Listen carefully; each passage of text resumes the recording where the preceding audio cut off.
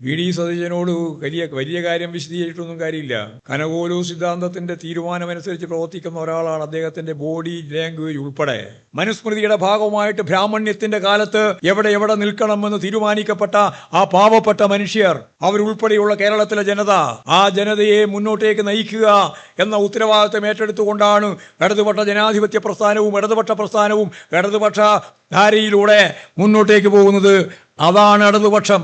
VD. Satheesan ഇതിനിടെ പറയുണ്ടായി, ഞങ്ങളാണ് യഥാർത്ഥ ഇടതുപക്ഷം. പിന്നെയോ CPIM ഉൾപ്പെടെയുള്ള ഇടതുപക്ഷ ജനാധിപത്യ മുന്നണിക്കാരെല്ലാം വലതുപക്ഷമാണ്.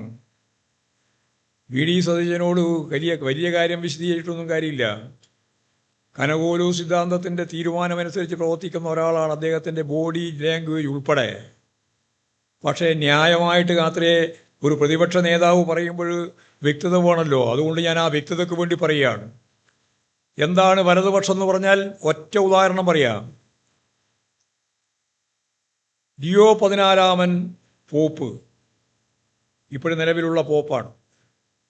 കഴിഞ്ഞ ഡിസംബർ മാസം 25-ാം തീയതി ക്രിസ്മസ് ദിനാചരണത്തിന്റെ ഭാഗമായിട്ടുള്ള സന്ദേശത്തിൽ അദ്ദേഹം ഒരു കാര്യം പറഞ്ഞു.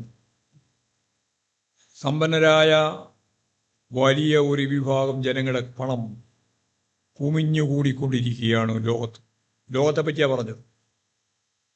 എന്നാൽ കോടിക്കണക്കിന് മനുഷ്യൻ ദുരന്തം തിന്ന് പട്ടിണി കിടന്ന് ജീവിക്കുകയാണ്. ഞങ്ങൾ മാർക്സിസ്റ്റുകാർ സാധാരണ പറയുന്നത് ഇങ്ങനെയാണ്: സമ്പന്നർ കൂടുതൽ സമ്പന്നരാകുന്നു, ദരിദ്രർ കൂടുതൽ ദരിദ്രരാകുന്നു. ലിയോ 14 പറഞ്ഞതും അത് തന്നെയാണ്. സമ്പത്ത് കുമിഞ്ഞുകൂടുകയാണ്. ദാരിദ്ര്യം ഒരു ഭാഗത്ത് വലിയ രീതിയിൽ ജനങ്ങളുടെ ജീവിതത്തെ കാർന്നു തിന്നുകയാണ്. ഇവിടെ ആരാ വലതുപക്ഷം? വലതുപക്ഷം വളരെ വ്യക്തമാണ്. ഇന്ത്യയുടെ സമ്പത്ത് ഏതാണ്ട് 87% സമ്പത്ത്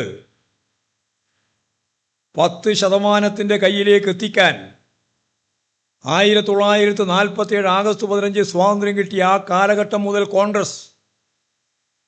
ആ കോൺഗ്രസിന് ശേഷം ഇപ്പോൾ BJP, ആദ്യം ടാറ്റയും ബിർളയും, ഇപ്പോൾ നിങ്ങൾക്കെല്ലാം അറിയുന്നത് പോലെ അദാനിയും അംബാനിയും, ലോകത്തെ ഏറ്റവും വലിയ മുതലാളിമാരായി വളരണമെന്നാഗ്രഹിക്കുന്ന ഭരണവർഗ രാഷ്ട്രീയമാണ് വലതുപക്ഷം.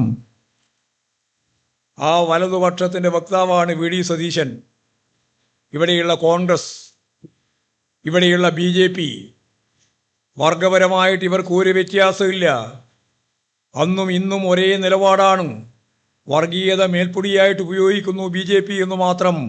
കുത്തക മുതലാളിത്തത്തിന്റെ താല്പര്യം സംരക്ഷിക്കുന്നവരാണ്. ഭൂപ്രമാണിമാർക്ക് വേണ്ടി നിലകൊള്ളുന്നവരാണ്. വിദേശ സാമ്രാജ്യത്വ ശക്തിയുടെ ഫിനാൻസ് മൂലധനത്തിന് കീഴടങ്ങുന്നവരാണ്. ഇന്നത്തെ പത്രത്തിൽ നമ്മൾ കണ്ടതുപോലെ ട്രംപ് പറയുന്നത് മുഴുവൻ അനുസരിക്കുന്നവരാണ്. ഇതാ വലതുപക്ഷം. ഞങ്ങൾ ഇടതുപക്ഷം. എന്താ കേരളത്തിലെ ഇടതുപക്ഷത്തിന്റെ പ്രത്യേക മുഖച്ഛായ? ഞാൻ പറയാതെ തന്നെ നിങ്ങൾക്കറിയാലോ. ഞങ്ങൾ ടാറ്റയ്ക്ക് വേണ്ടി, ബിർളക്ക് വേണ്ടി, അദാനിക്ക് വേണ്ടി, അംബാനിക്ക് വേണ്ടിയിട്ടല്ല. ഈ കേരളത്തിലെ പാവപ്പെട്ട മനുഷ്യരെ ചേർത്ത് പിടിക്കണം.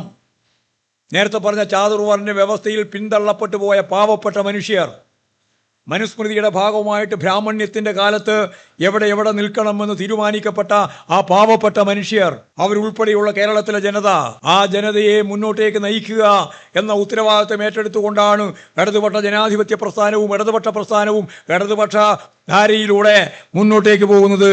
അതാണ് ഇടതുപക്ഷം.